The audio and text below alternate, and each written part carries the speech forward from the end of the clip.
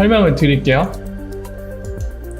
아마 지금 제보를 주시니까 다른 데서도 솔로제닉 설명을 하고 있다고 제보를 주셨어요. 잠시만요. 그래서 많은 분들이 궁금하신 만큼 질문을 많이 주시는데 바로 설명을 드릴게요. 핵심만 좀 말씀을 드리도록 하겠습니다. 일단은 한마디로 이거를 요약하면요, 한마디로 요약하면 요겁니다. 디파이. 분산금융이에요. 분산금융의 실현 프로젝트라고 보시면 됩니다. 자, 그래서 이제 디테일한 내용들 설명을 드릴 텐데, 자, 보시죠.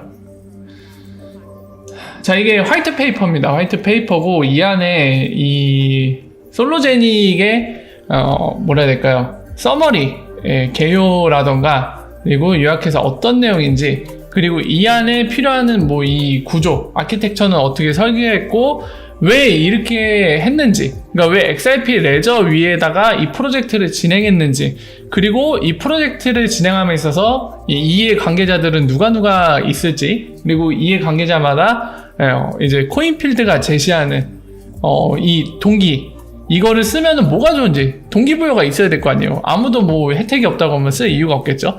그러니까 본인들의 이제 의견들, 그 관점에서 의견들 얘기하고 이게 어떤 식으로 작동한다, 이런 내용들이 비교적 상세하게 나와 있고요. 개인적으로 이제 지금부터 살펴볼 건데 핵심만 이제 보면서 설명을 드릴 건데요. 생각보다 되게 짜임새 있게 잘 만들었어요. 허접하지가 않아요. 화이트 페이퍼 보면은 보통 약간 사기거나 실현 불가능한 것들은 진짜 이게 없어요. 근거가 없어요. 그러니까 뭔가 그냥 던져요. 막 이런 거 할 거예요. 막 좋은 세상을 만들 겁니다. 그러니까 이런 거랑 똑같아요. 초딩 놀이 글짓기랑 똑같은 게, 사기성이 짙은 것들은 자, 프로젝트 뭐 할 건데요, 좋은 세상을 만들겠습니다, 여러분들 돈 벌 수 있어요. 근데 어떻게, 뭘로 돈 벌 건데, 왜 우리가 이걸 해야 되는지에 대한 뭔가 명확하지가 않거든요.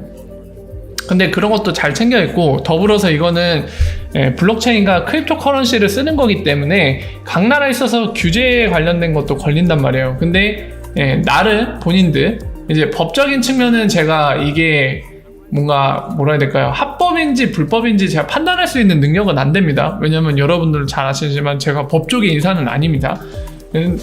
그래서 그 내용의 진위에 대해서는 파악을 못하지만, 어쨌든 이 화이트 페이퍼에 나름 이 법적인 관련된 것들을 기재를 해놨어요. 그리고 KYC나 안티모니 론더링, 금융 쪽에서 상당히 중요한 부분이죠. 이 컴플라이언스 부분, 이런 것까지도 이제 본인들의 의견이긴 하지만 어쨌든 이런 것들도 되게 명시했다는 거는 굉장히 이 화이트 페이퍼 그냥 막 쓰지 않았어요. 이 보면 주리스딕션, 관할법 관련된 거, 뭐 미국이나 유럽도 다를 거고 우리나라 또한 다를 거거든요. 이런 것들에 대해서 명시를 해놨다는 거, 상당히 많은 고민과 노력을 한 게 보입니다. 허접하지가 않아요. 굉장히 노력을 해서 만든 게 보여지거든요. 자, 그래서 이제 여러분들한테는 아마도 이제 내용이 궁금하신 거잖아요. 그래서 내용을 이제 설명을 드릴까 합니다. 자, 결론부터 말씀드리면은 아까 말씀드린 것처럼 한마디 요약은 분산 금융을 이제 본인들이 실현하겠다, 분산금융 서비스를 제공하겠다는 거고요. 그 안에 디테일한 내용을 보면은 여기 보시죠? 여기에 다 키 비즈니스 나와 있네요. 온디맨드, 토커나이제이션, 뭐죠 여러분들? 다 토커나 시키겠다는 겁니다. 현실 세계에 있는 뭐 주식이든 뭐든 간에 다 토커나 시키겠다는 거예요. 첫 번째 1번 그거고요. 자, 2번 여기 보시죠? 넌 블록체인 에셋, 뭐죠? 블록체인 에셋이라고 얘기하는 건 대부분 다 뭐죠? 암호화폐, 크립토 커런시를 얘기하는 거죠. 그러니까 크립토 커런시 아닌 것도 트레이드 되게 하겠다. 이 키비즈니스 중에 2번이고, 그리고 스테이킹 리워드, 이따 자세히 설명드리겠지만 얘네가 솔로, 이름이 참 거식이에요. 여기 보이시죠? 솔로라는 토큰을 발행할 겁니다. 그러니까 마치 그거랑 똑같아요. BNB랑 똑같아요. 바이낸스 코인 있죠? 그랑 똑같이 이 코인필드의 이 게임 체인저 프로젝트라고 본인들이 밝힌 이 솔로제닉의 프로젝트, 이 분산금융 서비스 프로젝트에 대해서 본인들이 기본 베이스가 되는 본인들의 토큰으로 솔로라는 이름으로 토큰을 IEO 한다는데, 사실 제가 볼 때는 ICO는 다름없는데 본인들은 IEO라고 부르더라고요. BNB처럼 만들어서 본인들도 판매를 하겠다. 이런 것들을 스테이킹, 그거 똑같죠. 예금이랑 비슷하게 보시면 됩니다. 하면은 거에 대한 보상을 주겠다. 그러니까 이 솔로라는 본인들이 만든 토큰 중심으로 생태계를 만들겠다는 거죠. 그리고 더불어서 이 크립토 커런시 카드를 만들겠다. 그러니까 암호화폐 본인들 서비스를 통해서 지갑에 보유하고 있으면 그걸로 실제에서 결제가 될 수 있는 그 카드를 만들겠다는 거고요. 그리고 커뮤니티들이 참여할 수 있는 그런 뭔가를 만들어주겠다는 거죠. 뭐 있어요. 뒤에 이제 설명드리겠지만 마켓 메이커들에 대해서도 뭔가 혜택을 제공하면서 참여를 유도하는 그런 것들에 대해 얘기를 하고 있거든요. 자, 여기에 대해 이제 설명을 드리도록 하겠습니다. 역시나 초반부에 앱스트랙트 나오는데 이거는 설명 안 들어도 되겠죠? 방금 제가 설명 드렸으니까요. 넘어갈게요. 넘어가면서 핵심만 말씀을 드리겠습니다. 코인필드 소개예요. 본인들 어떤 경력상을 갖고 있는지, 뭐 지금 현재 서비스 수준이 어떤지, 언제 출발했는지 막 이런 설명 나와 있습니다. 근데 우리 이런 게 궁금한 건 아니니까요. 자, 이런 서비스 넘어가고 안드로이드, 그리고 의외였던 거 OTC 데스크를 운영하고 있었어요. 코인필드가. 장외거래. 그러니까 기관들이 막 대량으로 구매하거나 이럴 때 보통 우리가 일반 거래소처럼 쓰는 곳을 통하기 좀 어렵잖아요. 근데 지금 같은 금융기관들이 뭔가 거래를 하기 용이하게 할 수 있는 장외거래 제공하는 OTC 데스크를 운영하고 있었습니다. 몰랐어요. 이것 때문에 알았어요. 자, 이제 본인들 뭐 미션, 비전, 꿈이나 막 이런 것들, 코어 밸류, 본인들 서비스의 핵심 가치, 뭐 이런 것들 얘기하고 있는데 관심 없죠, 저희는. 그러면서 이제 주식 얘기하고 있습니다. 이제 이 시장에 대한 고려사항들 얘기하고 있어요. 뭐 이제 본인들이 어떤 목표를 갖고 뭐 이 프로젝트를 하려는데 지금 시장 상황이 어떤지 이 배경에 대해 설명하고 있는 거거든요. 관심 없습니다. 넘어가겠습니다. 뭐 시장에 뭐 골드는 이제 비중이 얼마나 되고, 에퀴티는 얼마나 되고, 머니 서플라이 얼마나 되고, 채권 본드는 얼마나 되고, 부동산 얼마나 되고, 여러 가지 나 있는 크립토는 이거밖에 안 된다 비중이 얘기하고 있죠. 하지만 우리 관심사가 아닙니다. 넘어가겠습니다. 궁금하시면 보세요. 자, 그래서 이제 소개를 합니다. 그래서 우리가 이런 상황에서 하려는 거는 바로 분산금융인데 프로젝트 이름은 솔로제닉이다. 그래서 이 생태계를 어떻게 만들어 나갈지에 대한 설명이 이제 나오기 시작합니다. 그래서 아까 말씀드린 것처럼 솔로코인, 이 이름을 너무 잘못 지은 것 같아요. 우리나라 입장에서 약간 웃기거나 거부감이 들 수밖에 없는 이름인데요. 어쩌다 보니까 솔로라는 이름이 붙었는데 어쨌든 그렇습니다. 자, 이 솔로제닉이라는 프로젝트 위해서 이 친구들이 얘기하는 건 이제 주식 거래 역시 토큰화 시켜서 할 건데, 보면은 전 세계에 있는 글로벌 스탁 익스체인지 주식 거래소 25개가 넘는 그 거래소에서 이제 거래가 될 거라고 합니다. ETF까지 포함해서요. 그리고 주식 같은 것들. 그래서 이런 것들이 가능하기 위해서 이제 어떻게 만들지, 구현할지에 대한 얘기가 나오는데, 이거를 구현하기에 XRP 레저를 선택했다고 합니다. 그 이유가 나오는데 그냥 간단히 설명드릴게요. 요거 센서십 얘기하는데 결국에 이거는 제일 탈중화되어 있다 이 얘기고, 그리고 패스트 에피션트, 이거 빠르고, 그러니까 초당 TPS 굉장히 빠르죠. 이론상으로, 그러니까 이론상뿐만이 아니라 실제로 가능한데, 실제 그만큼의 TPS가 현재는 필요 없기 때문에 이제 언급 안 되는데 10만 TPS 넘어가죠. 근데 이제 리프사는 오늘날 이제 1500 플러스 TPS라고만 표기하고 있는데 공식으로 밝히고 있는 스펙을 그대로 기재했습니다. 어쨌든 TPS 빠르고 트랜잭션 원장 하나 이제 기록해갖고 넘기는데 3, 4초면 되죠. 그래서 그 부분을 얘기하고 있는 거죠. 그래서 이런 특성들 때문에 이제 스케일업을 한 거죠. 굉장히 확장성도 용이하고, 그런데 선택한 이유 중에 하나가 그거라고 얘기하는 거고요.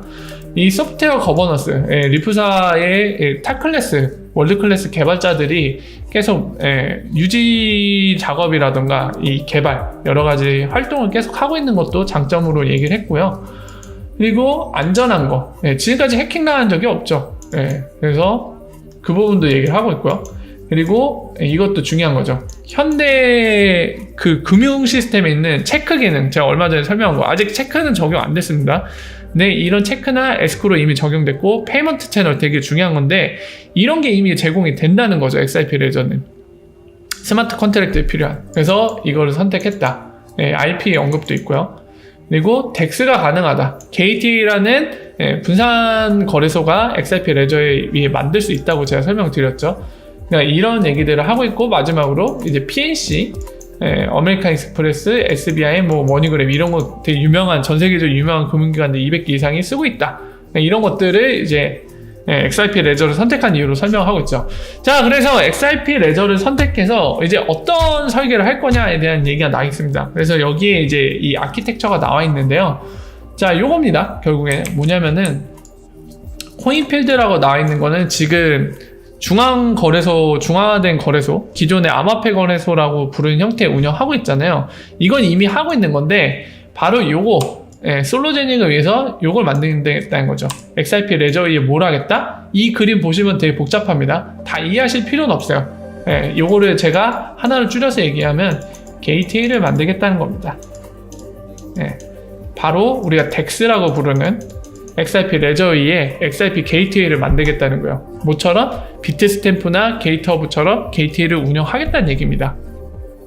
그러면 특징이 뭐가 생기나요? XRP 레저에서 분산거래소 운영하면 특징이 뭐죠? XRP를 네이티브 S에서 쓰면서 뭐가 됐던 간에 다 IOU 형태로 발행이 가능합니다. 그게 암호화폐가 됐든 뭐가 됐던 간에 그 무엇이 됐던 간에 아까 뭐라고 했죠? 주식 거래도 하겠다고 했죠. 토큰화 시켜서. IOU 형태로 토큰화 시켜서 발행을 하겠다는 겁니다. 게이트웨이를 만든 후에 보면 이슈라고 나와있죠. 이슈잉을 하겠다는 거예요. 여기 통해서. 그리고 이따 얘네들이 설명하겠지만 이 본인들 게이트웨이 운영에 있어서 이렇게 이슈잉 돼 갖고 발행된 이제 주식이라던가 또는 다른 법정화폐 이런 것들은 다 솔로 코인을 통해서 이제 수합이 돼갖고 그걸 이제 돈으로 바꿔주겠다는 겁니다. 이제 뒤에서 자세히 설명드릴게요. 자, 이런 구조를 가져갈 거고요. 그리고 동시에 본인들이 이런 분산금융 허브가 되면은 이제 이거를 활용할 수 있게 SDK 툴을 만들어서 제공을 하겠대요. 그러니까 본인들이 이런 플랫폼 허브 역할을 하면은 여기 안에서 뭔가 이제 서비스가 되잖아요. 이런 것들을 누구든지 개발자라면 활용할 수 있게 스프링이 공지했던 것처럼 SDK 개발자 툴킷을 제공해서 우리를 마음껏 활용할 수 있도록 그렇게 제공하겠다고 합니다. 이건 이제 KYC, 안티모니 론더링 이런 거에 대한 거고요. 이 과정, 이 아키텍처 안에서 이제 코인필드가 어떤 역할을 할지에 대해 명시를 하고 있는 겁니다. 이 KYC나 안티모니 론더링은 본인들이 확인하겠다는 거죠. 확인 안 된 유저는 서비스 못하게 이런 컴플라이언스 부분을 해결하겠다는 겁니다. 결국에 이거 보이시는 것처럼 이 한 유저의 베리파이 된 유저, 확인된 유저 보면은 달러 위에 있죠. XRP 있죠. 지갑에 솔로도 있죠. 얘네가 만든 토큰이죠. 그리고 요 TSLA하고 요 솔로제닉 마크가 달려있죠. 이게 IOU라는 의미입니다. IOU. AAPL은 뭔지 모르겠는데 이거 아래 거는 앞에 정의를 했어요. 테슬라 주식을 얘기해요. 테슬라 주식.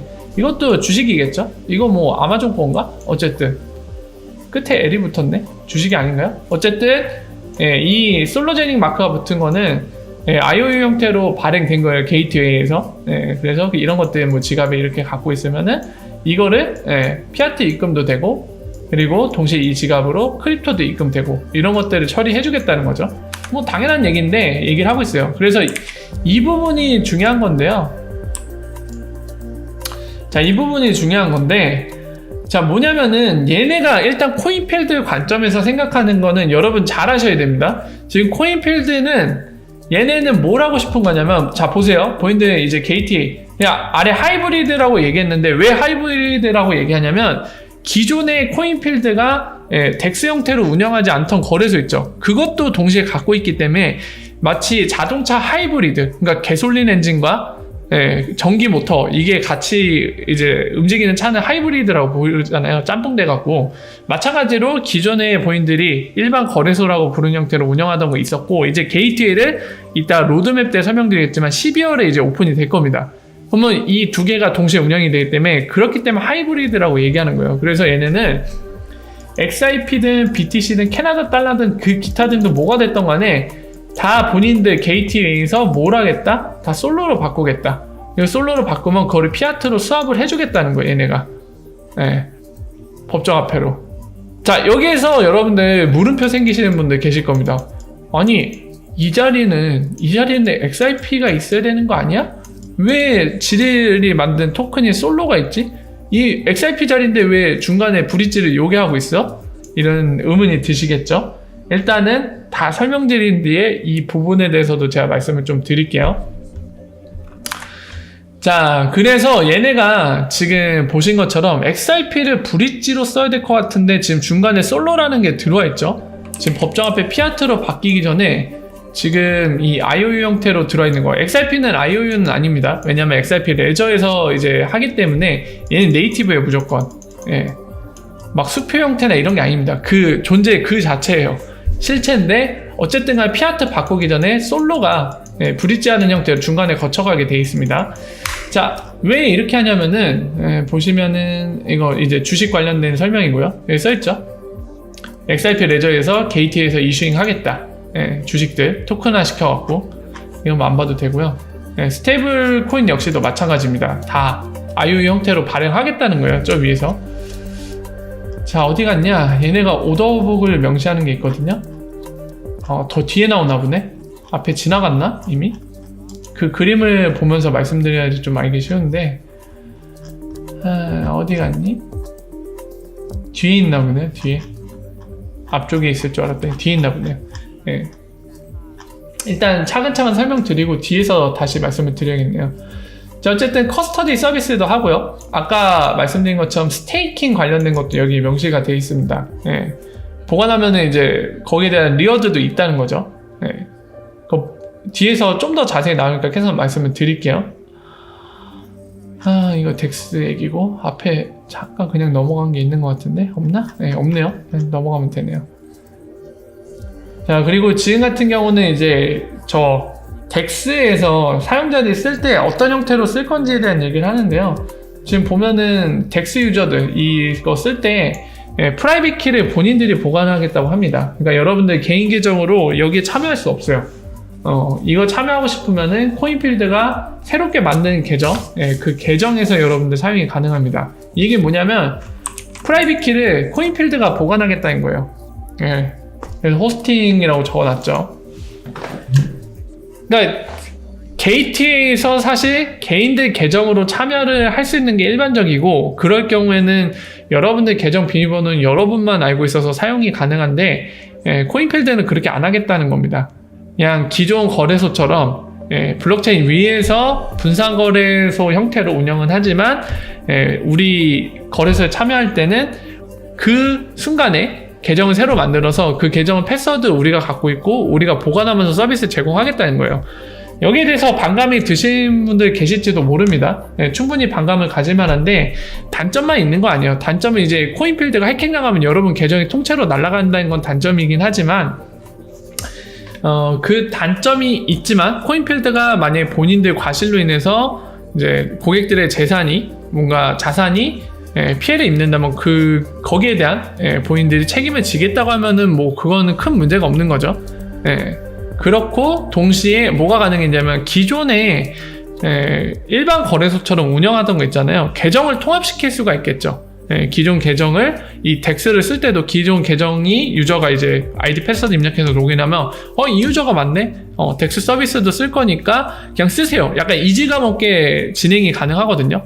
근데 아무래도 원래 원론적인 덱스를 쓰는 방식을 쓰게 되면 개인 계정도 들고 와서 막 세팅하고 이런 걸 하게 되면은 그 세팅이 생각보다 되게 어려워요. 일반 사용자한테는. 그냥 저 같은 사람들한테는 크게 어려울 거 없는데 왜냐면 원래 IT 쪽이니까. 근데 이거를 그냥 IT 쪽 아닌 일반인들한테 아무리 가이드를 하면서 해도 생각보다 복잡합니다. 그래서 아무래도 접근성이나 편의성이 많이 떨어지거든요. 그러니까 이런 문제는 장점으로 해결이 됩니다. 어쨌든 얘네는 이거를 선택했어요. 선택했고 여기 써있죠. 마켓 메이킹. 이따가 나올 겁니다. 이 유동성 제공하는 거에 대한 어떤 혜택을 제공하면서 마켓 메이커들을 끌어들인지 얘기를 할 거거든요. 그리고 동시에 얘네가 이제 얘기한 것 중에 장점 하나가 이제 하이브리드 게이트웨이, 그러니까 기존의 일반 거래소 형태와 덱스 형태를 동시에 운영할 거기 때문에 싱글 포인트 페일러, SPF라고도 부르죠.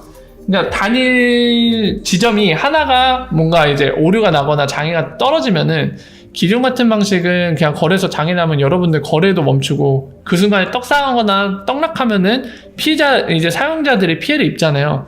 근데 이 하이브리드 방식으로 하면은 한쪽이 이제 무너지더라도 한쪽이 살아있으니까 유지가 될 수 있다 이 얘기입니다. 그래서 그런 거에 대한 디도스 공격을 받거나 그래도 두 개 다 다운이 되지 않는 이상은 정상적으로 거래소가 계속 유지되기 때문에 이런 건 장점이다 이 얘기를 하는 겁니다. 자,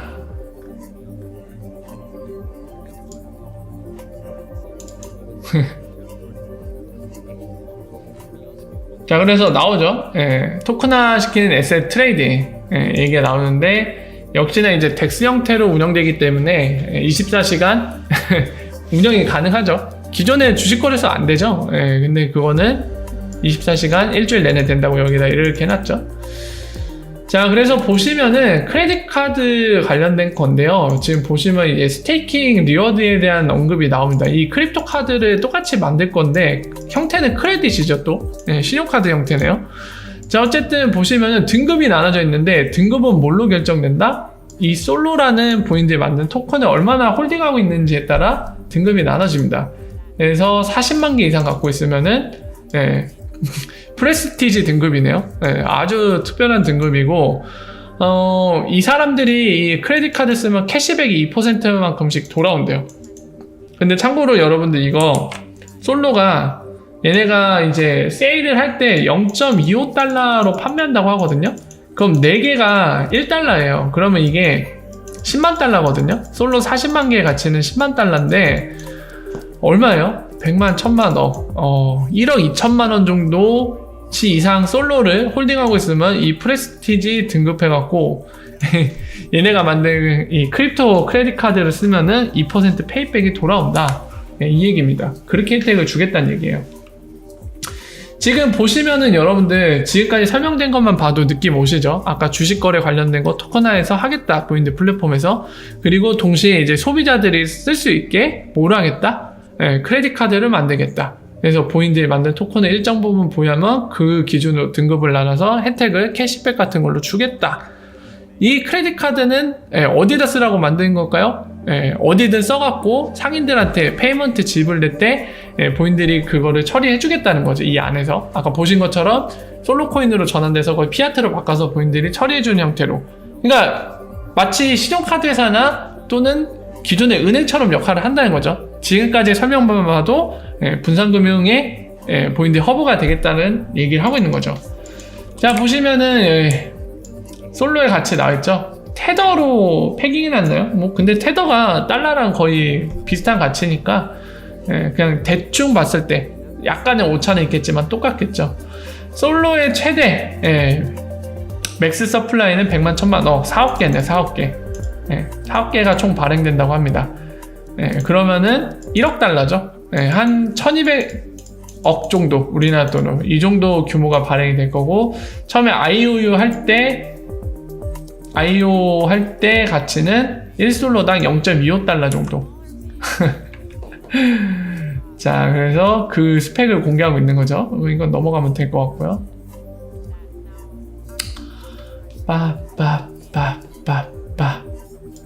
지금 소각되는 거 얘기하고 있죠. 보면은 트랜잭션 피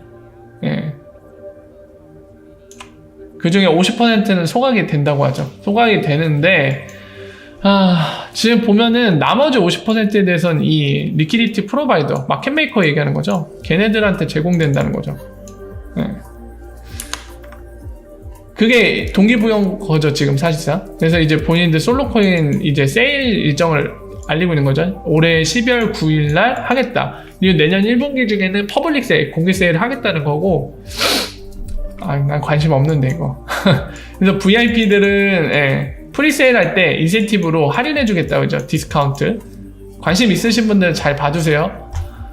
저는 개인적으로 관심 없어갖고. 자, 그래서 토큰 관련된 것도 이런 식으로 진행이 된다고 얘기를 하고 있고요. 자, 이 솔로코인을 어디다 쓸지에 대한 얘기죠. 판매에서 50%를 R&D 자금으로 쓸 거고 15%는 마케팅할 때 쓰겠고 35%는 운영할 때 쓰겠다고 합니다. 본인들 계획이 그렇다는 거죠. 판매에서 그 돈은 본인들이 갖지 않고 투자하거나 연구하거나 마케팅할 때 쓰겠대요. 아유. 자, 이제 여기서 나오는데 여러분들 보면은 자, 보세요. 지금 이 리퀴디티 프로바이더에 대한 리워드 보상 프로그램인데 리퀴디티 프로바이더가 사실 마켓메이커를 의미하는 거거든요. 여러분들 보이시나요? 이 오더북을 보세요. 오더북 페어를. 오더북 페어 어떻게 돼 있나요, 여러분들? 어떻게 돼 있죠? 오더북 페어가? 이거 테슬라 주식이라고 말씀드렸죠. 그리고 이 솔로제닉 마크가 붙으면 뭐다? IOU다. XRP 레저상의 게이트웨이에서 발행된 IOU 형태의 토큰이거든요. 페어가 다 솔로로 돼 있어요. 그리고 이 비드랑 에스크 돼 있는 건 오더북을 얘기합니다.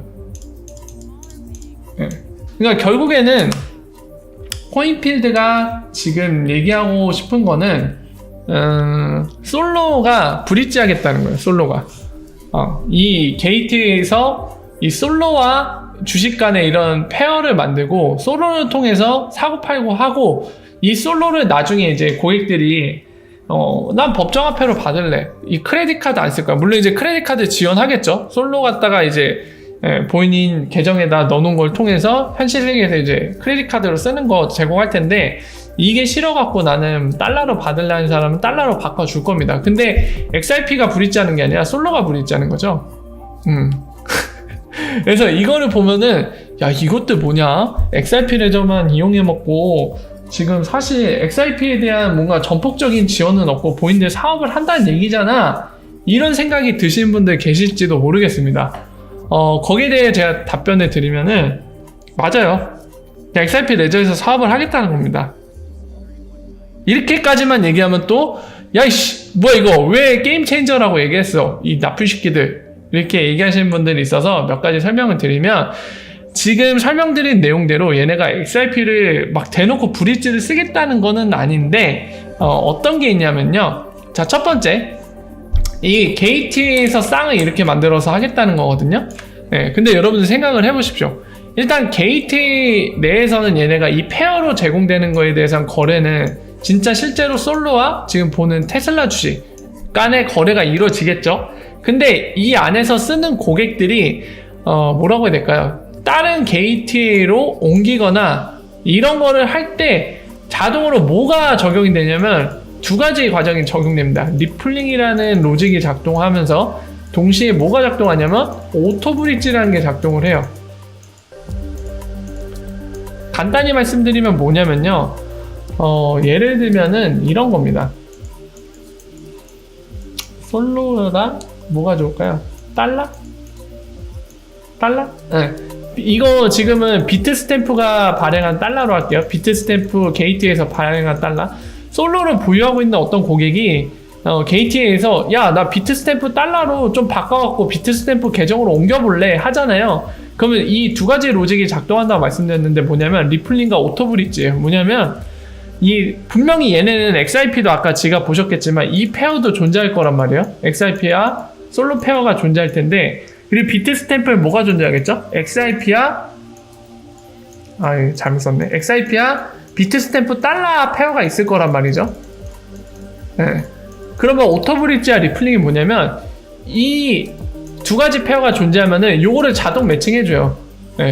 그래서 솔로 갖다가 나 만약에 비트스탬프에 이 솔로 그대로 가치만큼 해갖고 비트스탬프 계정에 달러로 받을래 하면은 이걸 자동으로 찾아줘요. 이 페어를 매칭시켜갖고 XRP가 브릿지에서 스왑하고 이 XRP 스왑한 거를 일로 옮겨갖고 여기 오더북에서 또 스왑을 해줘요. 이게 바로 리플링과 오토 브릿지거든요. 지금 같은 케이스는 XRP가 브릿지가 되는 거죠. 자연적으로. 그죠? 이게 하나 중요한 거고 자, 그리고 또 뭐냐면은, 자, 보세요. 얘네한테 서운하실 수도 있지만, 어쨌든 솔로로 됐다가 얘네가 결국에 법정 화폐인 달러든, 뭐, 엔화든 바꿔줄 거 아니에요. 근데 현실 세계에 와서 얘네가, 자, 고객이 요청하는 이 달러나 엔화, 기타 등등 법정 화폐를 제공을 할 거란 말이에요. 근데 예를 들면 한국 고객으로 예를 듭시다. 코인필드 계정을 만들어서 쓰고 있었어요. 자, 이제 솔로 거래에서 수익이 많이 났네. 자, 그러면 제가 갖고 있는 한국은행 계좌에다가 지금 달러로 쏴주셨으면 좋겠습니다 하면 어떤 일이 발생하나요? 코인필드 본인들 계좌에서 본인들 주거래 은행을 통해서 이 고객이 요청한 돈을 쏴줘야 되잖아요. 그죠? 그럼 결국에 뭐가 일어나죠? 크로스보더 페이먼트. 결국에 리프사가 지금 겁나게 노력하고 있는 금융권에 열심히 크로스보더 페이먼트 작업을 하고 있잖아요. 그 XRP 브릿지로 쓰는 그 케이스를 이용할 수밖에 없습니다. 그러니까 아무리 코인필드가 나는 XRP 레저에서 사업만 하고 XRP는 절대 브릿지 못하게 막아버릴 거야, 이런 생각을 갖고 있을지라도 그렇게 할 수가 없어요. 얘네가 대놓고 XRP 브릿지 케이스를 만들어주진 않고 있지만 얘네가 사업을 함으로써 결국에는 자연스럽게 XRP 브릿지 케이스가 만들어질 수밖에 없습니다. 그 차이점을 명확히 아셔야 됩니다. 이거 분명히 또 이제 잘 모르는 선동꾼들이 설명할 때, 야, 이거 그냥 대박이야, 그냥 게임 체인저라고 얘기했으니까 XRP 브릿지 만드는 케이스일 거야, 그냥 대놓고 이렇게 얘기할 텐데, 맞긴 맞는데 간접적으로 만드는 케이스가 될 겁니다. 간접적으로요.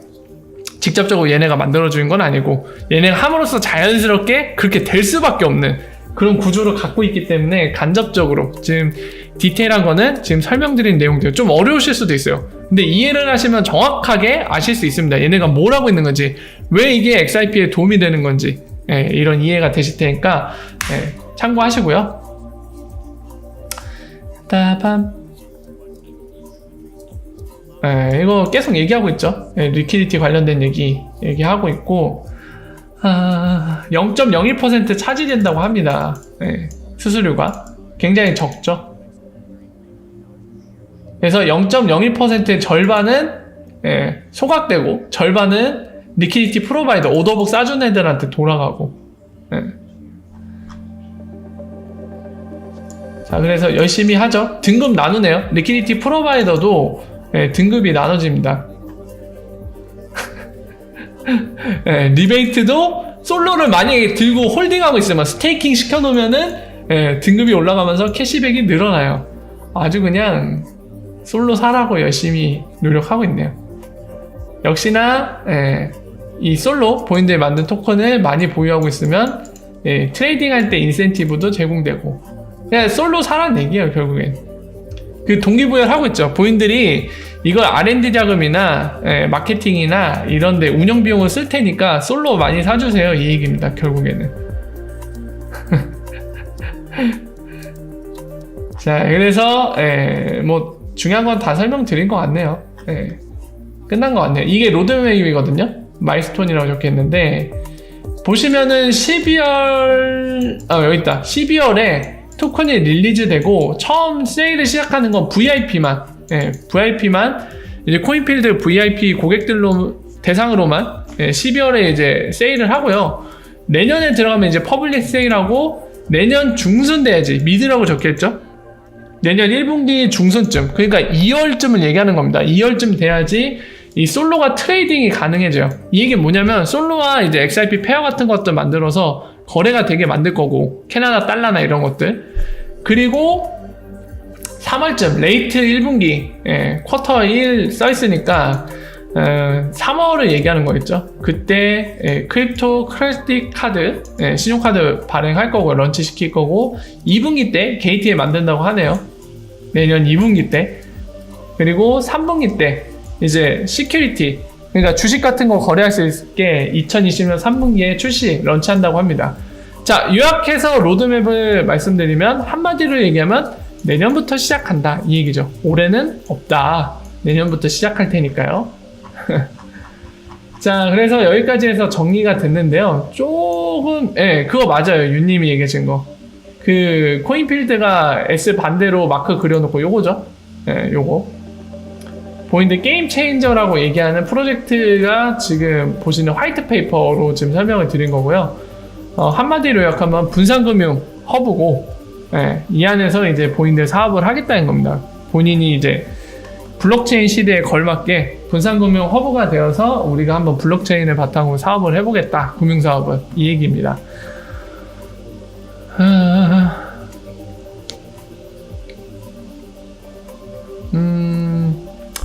일단은 해안배님이 말씀하신 것처럼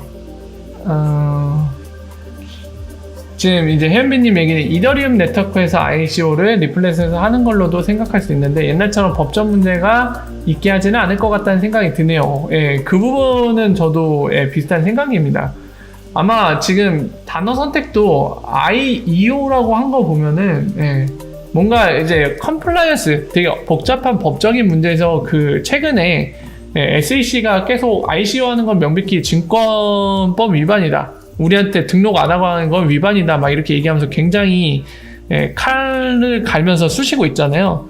그러니까 그런 거를 뭐 SEC에 공식으로 등록을 하고 미국에서 세일을 하던지 아니면 ICO가 아니라 IO라고 부를 만큼 뭔가 그걸 회피해서 갈 수 있는 컴플라이언스 수단이 있어서 이렇게 진행을 하는 거겠죠.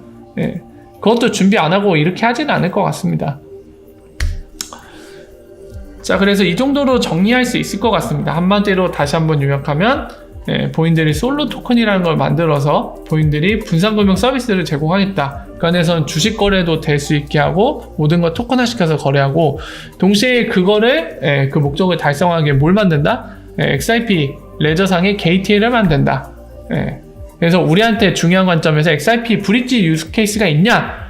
있다라고 얘기할 수 있다는 거죠. 두 가지가 있는데 일단은 이 두 가지를 얘기하기 전에 이 코인필드가 이 솔로제닉이라는 프로젝트를 하면서 직접 XRP를 무조건 브릿지로 쓰겠다라고 하는 건 아니다. 다만 간접적으로 생길 수 있다. 뭐냐면 지금부터 얘기할 두 가지인데 첫 번째는 결국에 고객들이 법정화폐로 바꿔서 이 본인 안에 솔로나 기타 등의 자산들을 거래하고 나서 나 이제 법정화폐로 바꿔받아서 쓰고 싶어 했을 때 받게 되면은 만약에 그 순간 국경을 넘게 되거나 법정화폐가 컨버팅 되는 그런 상황이 발생하면은 당연히 크로스보더 페이먼트 현재 금융 시스템을 이용하는 거죠. 그럼 당연히 그거 이용할 때 XRP가 브릿지로 사용되는 구간을 쓰게 되면은 XRP가 당연히 브릿지로 쓰이게 되니까 거기에서 사용될 수 있고요. 그리고 두 번째는 아까 설명드린 리플링과 오토브릿지 XRP 게이트웨이에서 이제 예를 들면 코인필드에 있는 계정에서 만약 비트스탬프에 있는 계정으로 비트스탬프가 발행한 달러로 바꿔서 받겠다라고 하면 방금 설명드린 오토브릿지와 리플링을 통해서 결국에 XRP가 브릿지돼서 처리된다고 말씀드렸죠. 그렇게끔 XRP 레저에 로직이 잡혀 있습니다. 그래서 이런 일들이 발생하면 코인필드가 직접적으로 XRP 브릿지를 강제시키면서 밀고 있는 그런 화이트 페이퍼 내용은 아니지만 결국에는 이런 일들 발생하면 지금 설명드린 것처럼 XRP가 브릿지로 쓰는 케이스가 나온다 라고 말씀을 드릴 수 있을 것 같아요.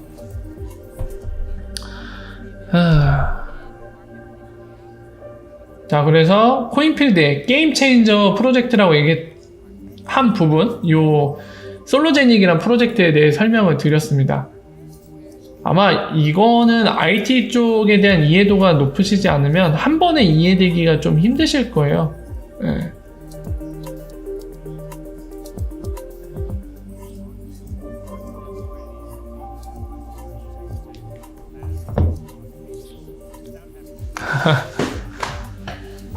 가능합니다. ILP를 쓰는 이상 코디우스가 나중에 사용될 수 있어요. 코디우스가 사실 그걸 위해 존재하는 거죠. ILP 위해서 스마트 컨트랙트를 하기 위해서. 리프자가 그 목적으로 만들고 있기 때문에 얘네도 그거를 쓸 거예요. 아니면 본인들이 개발해야 되는데 그건 쉽지는 않겠죠. 이미 개발을 예전부터 해오고 있던 리프사가 제공하는 코디우스를 쓸 가능성이 높습니다. 자, 여기까지 해서 설명 끝냈는데요. 결국에 오늘도 빨리빨리 하려고 했는데 1시간이라는 시간이 걸렸네요. 그래서 잠깐만 쉬었다가 Q&A 시간 잠깐 갖고 오늘 방송을 좀 마무리할까 합니다. 잠깐만 또 쉬었다 갈게요. 1분 정도만 쉬었다 가도록 하겠습니다.